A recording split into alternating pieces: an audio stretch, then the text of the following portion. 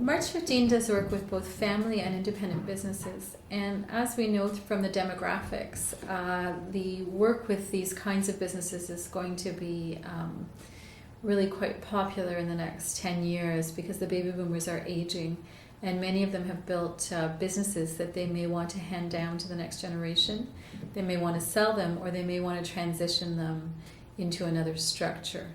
And so when we look at these kinds of businesses, we're looking at how people would like to do that in the most comfortable way. So they are able to consider selling, they can consider handing the business down to the next generation through a sale of the business so that they can retire, or they can consider staying on in a capacity like in a board of governors or a chairman position to be able to continue to contribute to the organization while the next generation takes over.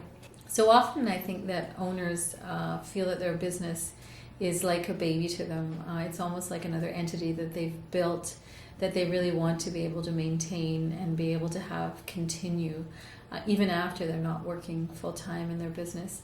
And that can be a bit heartbreaking, and we want to acknowledge that, and we also want to look at possibilities for them to continue to contribute either in the business or perhaps somewhere else. Perhaps they can start another business or spend time in another way that they've always dreamt that they might. Succession planning, I think, is a reality for most businesses. I think even if you're only 50, 55 and you're in your business, it's important for you to look ahead on behalf of yourself in terms of eventual retirement and on behalf of your customers. Because they really want that continuity and that ability to be able to depend on your organization. So I think it is about proper forward planning.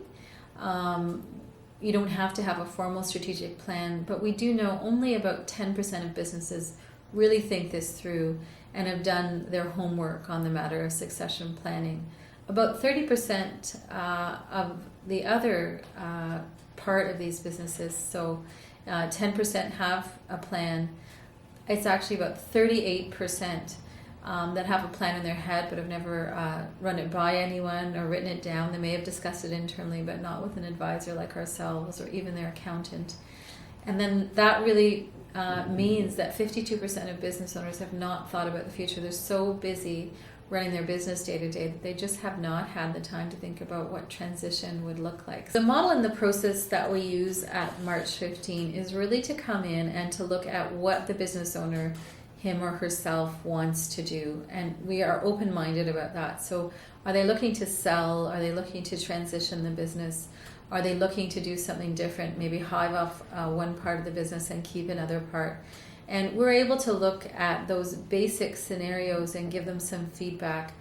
And if that would be an initial conversation, and if we work with them further, we're able to help them to put some color to those individual scenarios and see which one might be the best for them over time as we start to work with them. The other thing we can do at the same time is look at the people side of their business and try and assess who they have in what position, whether that be a family member, a close friend, simply a long-term employee, who might be the best to be able to take on the challenge of the business. And if there isn't a natural successor inside, we might actually want to have them look at hiring someone into the business who might be able to run it for them, who's a natural fit, may come from a similar business or a similar line of work. And we're quite good at being able to assess for hire.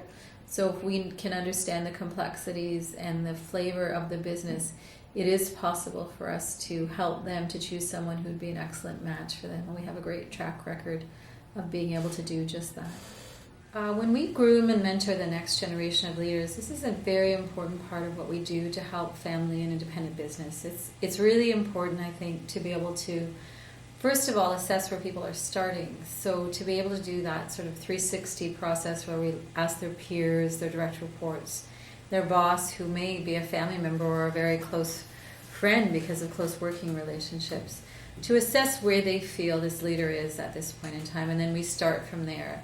But we also do assessment at a much deeper level, and we do simulations. We have 2 industrial psychologists, so we see what people's motivations and natural inclinations are, and we try and see if we can push their work in the direction of their skills and talents.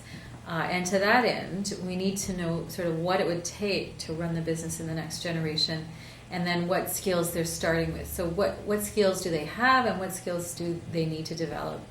And in developing people, we develop them through coaching relationships with ourselves, through mentoring relationships with other experts, and that's not always an expert from the business. It may be actually someone from outside the business. That's sometimes preferable. I think when we've been hearing from the same person over and over again for years, it becomes difficult to hear them. So we find an outside mentor is a really nice complement to that. And then finally, we have to actually see what works for the person. So each person's learning pattern and development is quite different. And obviously we need to take that into consideration, as well as the intentions for the company overall. It's very important to us at MarchFifteen that we are able, if possible, to maintain relationships within family businesses and also within independent businesses. So often you hear the stories about family strife that comes from handing businesses down, or decisions that have been made about succession. And really, if it's at all possible, we try and talk those things out ahead of time with owners so that they at least know and have considered all of the implications for each member of their family. So family councils, I think, are a great idea. Certainly they are in addition to ideas such as boards of advisory and boards of governors or directors. And I think that what is great about family councils is they allow family members input on what's going on in the family overall and how the family intersects with the business. And I think so often that's where things can go awry in family businesses, that people just stop communicating and they don't have a regular way to get together or to ask questions about what's going on in the business or in the family dynamic. So questions as simple as, is there any public information about how the company is doing? Is it possible to look at family traditions that we can maintain both in concert with the business and outside of the business? And so often we will find family champions who are willing to play their part in that sort of a family council. So that's something that we often recommend and isn't often thought of in businesses that are multi-generational.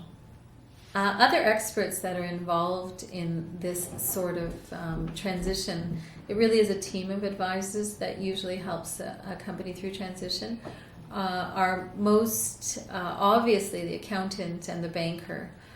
Every business has a bank, every business usually has an accountant. Those are the people who see you month to month, year to year. They know the history of your business. And when we're coming into the business, they're often some of the best sources of information for us. They're the best at identifying when people are ready for succession planning or when they might be able to get their minds around thinking about an issue like this. And so we work very closely with bankers, with accountants, with lawyers to try and ensure that we can help with the people side of the change. Our motto at MarchFifteen is advancing people, advancing business. The people are a big part of what makes up your business, and we want to be able to ensure that in the next generation you can continue to deliver the great service that you've been able to build up so far.